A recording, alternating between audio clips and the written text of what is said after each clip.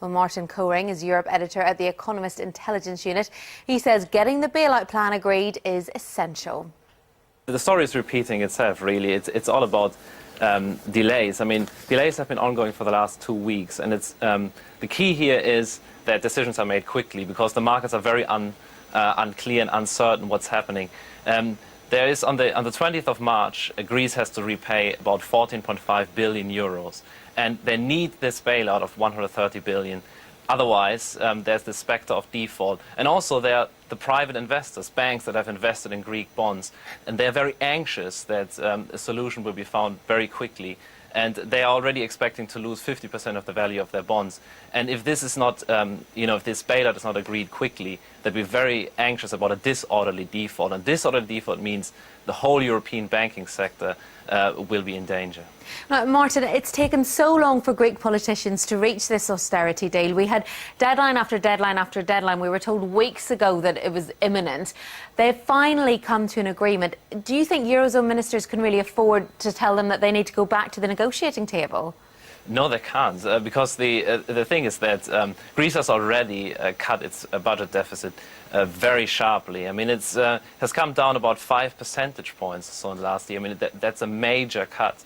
And now Greece is actually in the position where they almost have a primary budget balance. That means they're now getting enough revenues. They get more revenues so that they don't have to.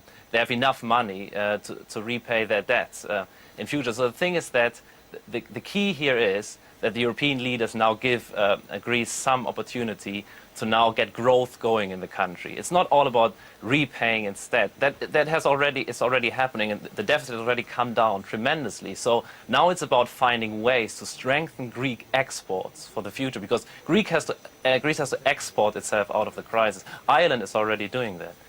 Now, we've seen real unrest in Greece in recent weeks and months. We've already heard that there's a plan for a 48-hour strike by unions, prompted by today's agreement on the austerity deal.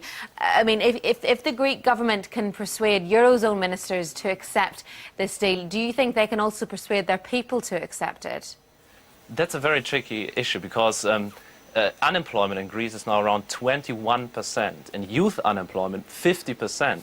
There are a lot of people that are unemployed, and the public sector has been the main employer. So now these fiscal cuts mean that the main employer in Greece is losing people, losing employees. And where are these people going? Where are all these employees that have been made redundant going?